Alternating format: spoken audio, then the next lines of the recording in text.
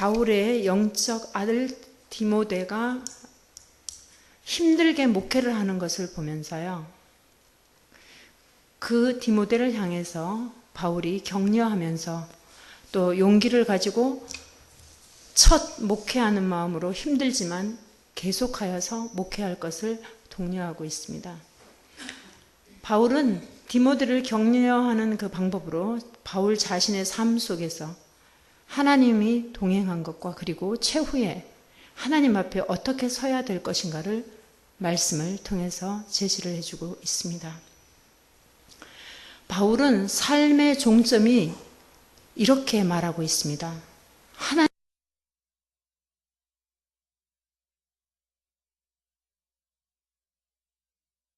나라를 두고 엄히 명하노니. 우리는 많은 사람들이 일반적으로 삶의 종착역을 죽음이라고 생각합니다.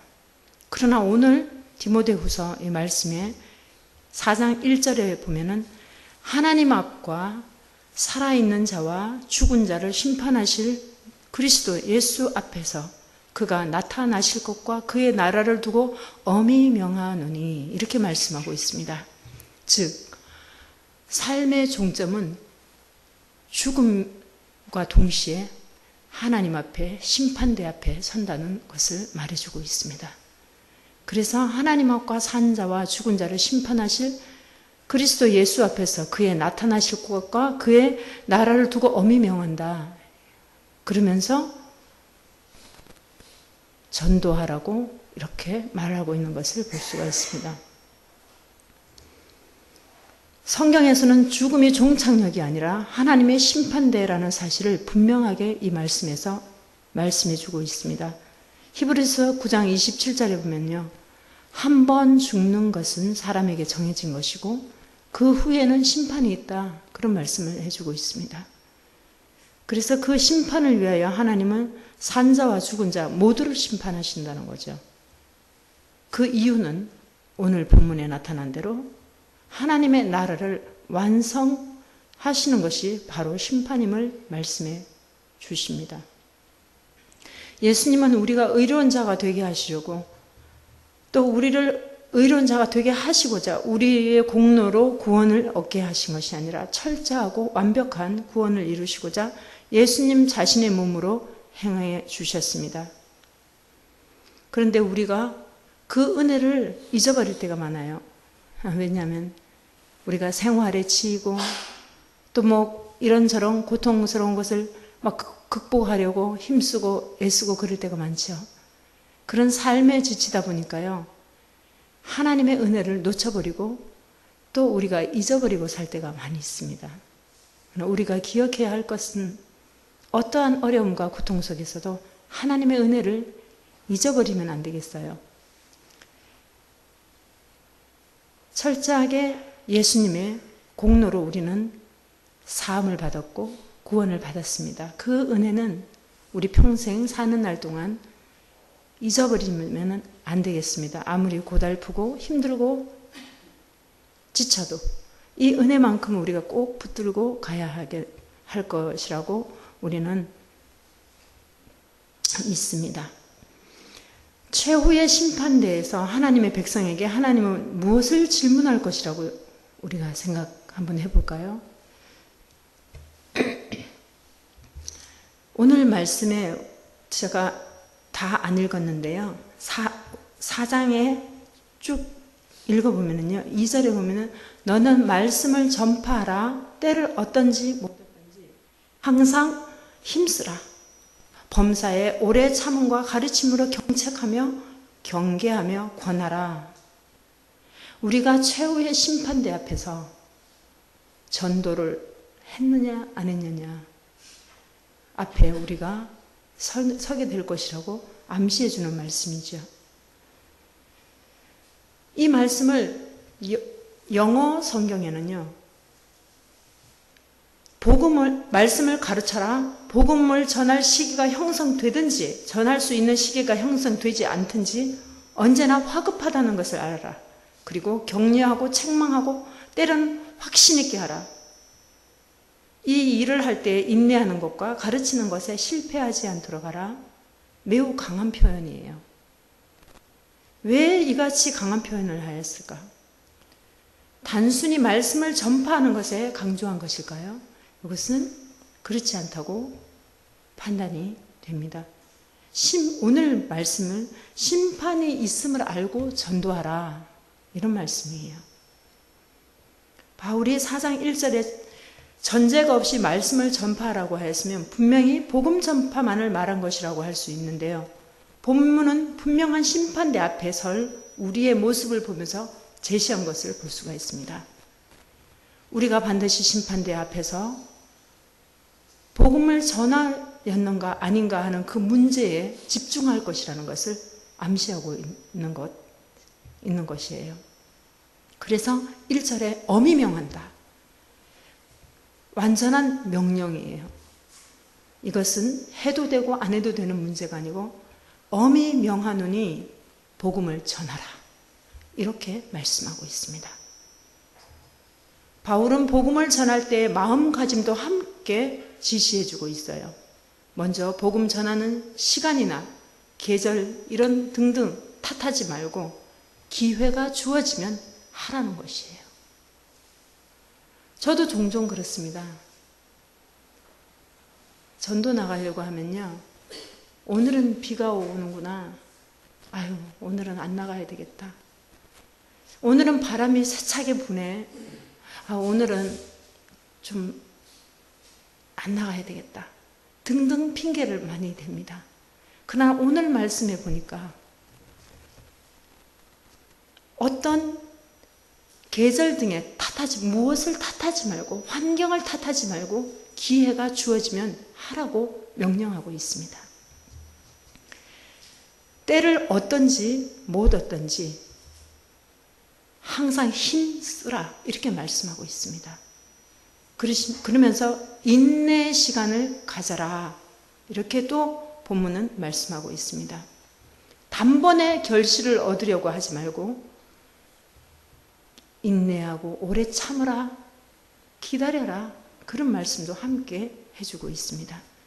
3년 동안 무화과 나무가 결실을 맺기를 기다리면서 농부가 농사를 열심히 지었는데 열매가 없었어요. 그러자 찍어버리라고 주인이 명령합니다. 그러나 농부가 이렇게 합니다. 한 해만 더 기다려 주십시오. 한 해만 더 제게 기회를 주십시오. 주인에게 간절히 요청하는, 누가복음 13장에 보면은 그 말씀이 나오지요. 기다려달라, 주인에게 요청하랍니다. 인내의 시간이 필요한 거죠. 우리가 전도하는 것도, 또 전도를 하고 나서도 항상 인내의 시간, 오래 참음이 필요하다는 그런 말씀입니다. 전도란 쉬운 것이 결코 아닙니다. 이것은 인내가 따라야 된다는 그런 말씀이에요. 그리고 가르침으로 경책하라고 이렇게 말씀하고 있습니다. 말씀을 알게 하여 깨닫게 한다는 그런 것입니다. 우리가 말씀을 가르치려면요, 말씀을 듣는 것이 1차적입니다. 우리가 노래를 배울 때도 악보를 배우면서 악보를 보면서 배우는 것도 있지만 먼저 듣는 귀가 굉장히 중요합니다. 그래서 악보 한번 보는 것보다 몇 초라도 듣는 것이 훨씬 빠르거든요. 귀가 상당히 중요하죠. 여러분, 음치 알잖아요. 사람들이 아우 쟤 음치야, 쟤 노래 진짜 못한다, 어쩜 저렇게 음칠까, 이렇게 사람들이 얘기할 때가 있습니다. 근데 사실은요, 그 음치라는 거는 별로 없어요. 귀가 문제인 거예요. 대부분 사람들이 음치라고 이렇게 병원에 가고 교정을 하려고 병원에 달려갑니다. 그러나 의사들은요, 그 음치 그 진단을 내리기 전에 그 사람의 귀를 먼저 진단합니다. 왜냐하면 귀로 통해서 우리가 말할 수 있기 때문이에요. 귀가 그만큼 중요하다는 거죠. 그래서 음치 교정을 할 때는 귀가 먼저 잘 들리나 그것을 먼저 치료 방법이 귀치료 먼저 해요. 음치 교정을 할 때. 우리가 말씀을 가르치려면요, 듣는 훈련이 잘 되어야 됩니다. 그래서 우리는 예배 때마다 모이고 목사님의 설교를 끊임없이 듣고 또 목사님이 하였던 설교를 반복해서 듣는 것은 바로 우리에게 훈련이 되기 때문입니다. 그 훈련이 잘 돼야 우리가 나가서 많은 사람들에게 복음을 증거할 때 거침없이 증거할 수 있다는 거죠. 그래서 우리는 듣는 것이 참으로 중요합니다. 그래서 가르침으로 경책하라. 우리가 들어서 다른 사람에게 가르칩니다. 전도합니다. 복음을 선포합니다. 그래서 우리가 가르침을 받고 듣고 바로 행한다는 것이죠. 말씀 듣기를 게을리한다면 우리가 아무것도 할 수가 없습니다. 스마트폰을 막 들여다보고 자기 관심 있는 일에만 집중하고 듣지도 않고 이렇게 한다면 아무리 경책을 하여도 듣지 않는 자와 같아요. 근데 요즘은 우리 학생 아이들을 보면은 대단해요. 스마트폰을 보면서도 나중에 문답할 때는 대답을 아주 잘합니다. 능력이 있어요. 어쩜 그렇게 아이들이 요즘은 훈련이 잘 됐는지 모릅니다. 스마트폰을 열심히 봤는데 무엇을 선생님들이 너 오늘 뭐 배운 거 쭉 한번 요약해서 말해봐. 그러면 아이들이요 아주 대답을 잘하고 요약도 잘해서 대답을 합니다. 그러나 집중해서 들을 수는 없어요, 사실은. 그런데 오늘 말씀에 집중해서 들어야 된다는 거죠. 집중해서 듣고 우리가 다른 생각을 버리고 말씀을 집중해서 듣고 또 사모하고 하나님과 동행하기를 즐거워해야 됩니다. 그런데 우리는 불행하게도 말씀을 읽거나 듣거나 행할 기회를 우리 스스로가 제거하고 있을 때가 많아요. 성경을 요즘은 가지고 다니지 않는 사람들도 참 많아요. 왜냐하면 스마트폰에 다 어플이 깔아져 있으니까 그것으로 성경 말씀을 봅니다. 세상이 악해질수록 어떤 시대가 될 것이라고 말하냐면요. 4장 3절에서 4절에서 보면 때가 이르니니 사람이 바른 교훈을 받지 아니하며 귀가 가려워서 자기의 사욕을 쫓을 스승을 많이 두고 또 그 귀를 진리에서 돌이켜 허탄한 이야기를 쫓으리라. 이 말씀은 자신들의 비위에 맞는 말만 세상에 자기가 비유에 맞는 말만 골라서 듣는다는 거예요. 그런 거짓 교사들에게 모여들 것이라고 합니다. 세상이 악해질수록이요. 진리를 듣는 대신에 꾸며낸 각종 허황된 이야기에 귀를 기울일 것이라고 이렇게 말씀하고 있습니다. 그래서 허탄한 이야기를 쫓으리라. 그 귀를 진리에서 돌이켜 허탄한 이야기를 쫓으리라. 세상 얘기에 귀를 기울이게 될 것이다. 자기의 비위에 말해주는 그런 말씀에 귀를 기울이게 될 것이다. 그런 시대가 이미 우리에게는 왔습니다. 여러분, 세상의 논리가 얼마나 분명한지 아세요? 이렇게 얘기합니다.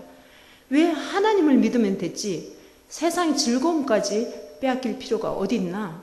이렇게 얘기해요. 논리적으로 분명해요. 이제는 하나님은 형식적인 예배의 대상자가 되었는 것을 우리는 많이 봅니다. 우리의 삶의 대상자가 아니고 그냥 형식적인 예배의 대상자가 된 것을 우리는 많이 봅니다. 진정으로 내 마음이 즐거워하며 내가 만족해하는 것은 세상의 이야기가 많이 됐다는 그런 말씀이에요. 정말 내 삶에서 신앙의 이야기는 어느 정도가 될까요, 여러분? 저도 오늘 자신을 살펴봤습니다. 내가 일주일 동안 살면서 정말 하나님 앞에 영양가 있는 대화는 얼마나 있을까? 내가 일주일을 돌이켜 볼 때 정말 하나님 앞에서 내가 진실한 말을 얼마나 했을까? 돌아보니까 정말로 하나님 앞에 부끄러운 말들이 수없이 많이 했더라고요. 우리는 한 주간 동안, 아니 앞으로도 계속적으로 우리는 대화하며 살 텐데, 이 대화 속에서도 우리가 하나님 앞에서 있다는 사실을 명심하고, 대화도 참된 대화로 우리가 해야 될 것이고, 그 다음에 남을 비방하는 것, 부정적인 그런 말들은 자제하는 것이 좋다고 생각합니다.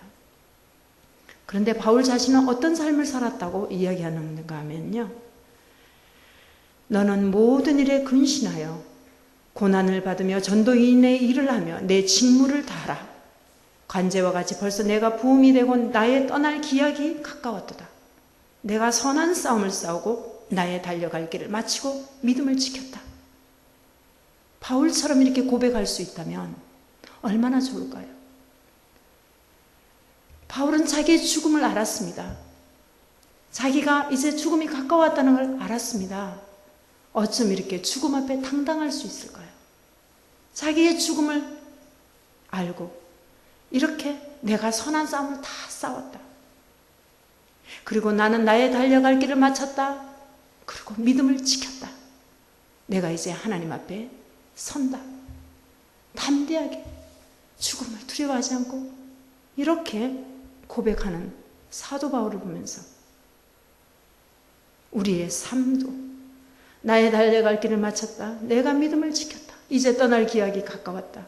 내가 선한 싸움을 싸우느라고 고백하는 우리들이 되어야 되겠습니다. 바울은 종말을 대비하였다 이렇게 말합니다. 많은 사람들이 종말이라고 하면 지구의 종말을 생각하지요. 그러나 정작 내 자신의 종말에 대해서는 게을리할 때가 많이 있습니다. 정말 우리는 장수하기를 바라지만 그러나 그것은 하나님의 소관입니다. 언제 우리는 불림을 받을지, 언제 우리를 하나님께서 오라 하실지 아무도 모릅니다. 그러하기에 우리는 항상 준비해야 됩니다. 오늘도 내일도 준비해야 됩니다. 바울 자신은 이미 죽음이 가까웠음을 알았는데, 자기 죽음을 가까웠음을 알았는데 준비를 다 하였다. 난 준비가 되어 있다. 난 믿음을 지켰다. 이 어떻게 준비를 하였을까? 그러나 너는 모든 일에 근신하여 고난을 받으며 전도인의 일을 하며 내 직무를 다하라. 어때요? 고난을 받으며, 이 말은 괴로움을 받았다 그런 말씀이기도 합니다. 그가 전도할 때 정말로 즐거워하고 기쁜 일만 있었을까요? 그의 삶을 돌아보면 옥에 수없이 갇혔고, 전도 때문에, 전도하는 것 때문에 많은 매를 맞아서 죽기까지 맞았고, 많은 어려움과 고난을 겪었습니다. 그런데 거기에서 내 직무를, 본인의 직무를 다 한 것이에요. 모든 일에 근신하여 고난을 받으라 우리에게 말하고 있는 겁니다. 오늘 우리에게 그렇게 말씀하고 있는 거예요. 바울이 디모데에게, 목회하는 디모데에게 내 직무를 다하라, 모든 일에 근신하여 고난을 받으라 이렇게 말하면서 오늘 우리에게 전도할 때에 고난이 있을 것이다. 고난을 받아라. 어려움이 있을 거야. 어려움을 받으라. 기쁘고 좋은 일만 있는 게 아니다. 이렇게 말씀하고 있는 겁니다. 우리는 학생들을 보면은요, 저도 지금 현재 중고등부 청소년들을 또 이렇게 맡고 있고 또 여러 학생들을 많이 봐왔습니다. 근데 정말로 대학에 가기 위해서 철저하게 준비하는 학생이 있습니다. 그 학생은 최후에 웃어요. 정말 철저하게 잠도 안 자고 열심히 자기가 원하는 대학에 가기 위해서 열심히 공부를 합니다. 먹는 것도 절제, 자는 것도 절제, 뭐 입는 거 절제, 친구 만나는 거 절제하면서 그렇게 열심히 공부합니다. 그 미래가, 그 마지막은 웃어요. 갑니다, 대학에. 바울은 달려갈 길을 다 달린 비결은 바로 이것이라고 했어요. 직무를 다하였고 달려갈 길을 다 마쳤다. 믿음을 지켰다. 그런데 사탄은 아니라고 해요. 무조건 행복한 것이며 세상에서 잘 되는 것이라고 우리에게 속삭여요. 세상에서 잘 되고 행복한 것이다. 이렇게 사탄은 속삭입니다. 그러나 바울은 분명히 말씀하고 있습니다. 근신하고 고난을 받았다. 이렇게 고백하고 있습니다. 우리는 심판대 앞에서 무슨 대답을 할 수 있을까요? 저 자신도 너무나 두렵습니다. 나는 어떻게 할까? 무슨 말을 하나님께 할까? 우리는 사람 앞에 잘 보이고 세상 앞에 명예롭고 잘 살기보다는 오직 하나님 앞에 하나님의 선하시고 온전한 뜻을 구하면서 사는 삶이어야 됩니다. 지금 우리는 어떤 고백을 할 수 있을까요? 여러분, 코람데오 아시죠? 코람데오. 하나님 면전 앞에서. 우리는 대통령 앞에서만 가도 떨리고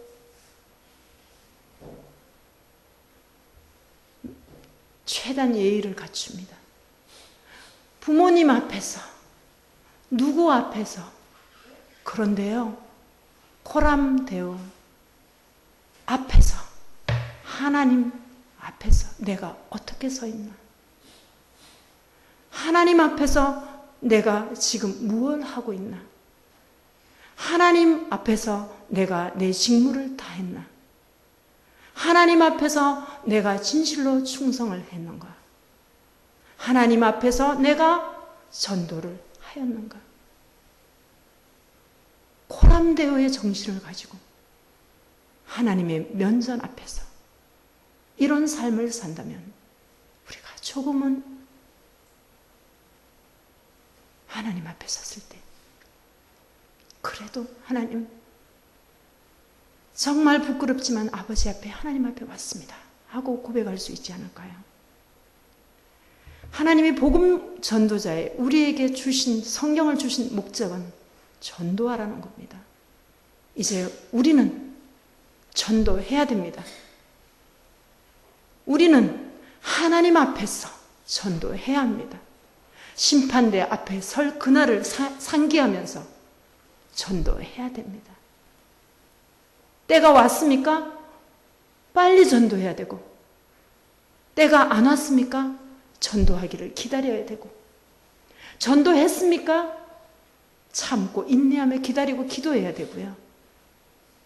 결과를 하나님 앞에 맡기면서 많은 영혼들을 사랑하고 가슴에 품고 주님 오실 날을 기약하면서 나의 개인 종말을 내가 어떻게 맞이해야 될 것인가 생각하면서 우리의 직무를 다해서 하나님 앞에 서는 날 잘했다 칭찬받는 우리 모두가 되기를 소망합니다. 하나님 아버지 감사합니다. 정말로 아버지 하나님이여, 무조건 세상에서 잘 되는 것이 행복한 것인 줄 알고 즐거운 것인 줄 잘못 알고 살았음을 회개합니다.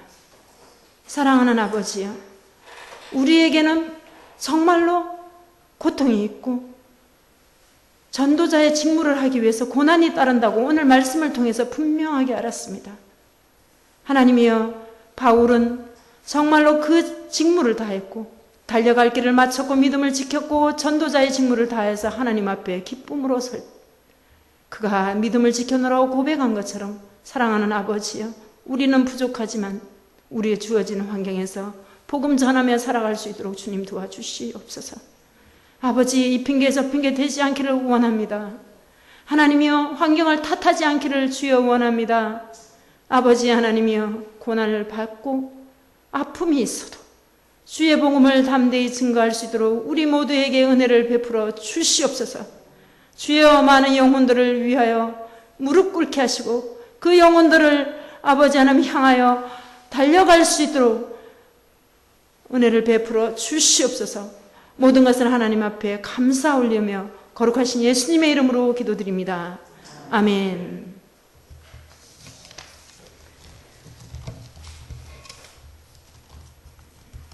찬양하겠습니다. 하나님의 진리 등대 찬양 드리겠습니다.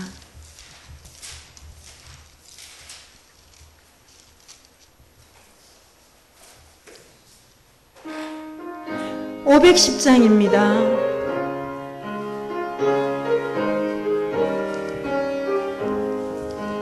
하나님의 진리 등대 길이 길이 빛나는 우리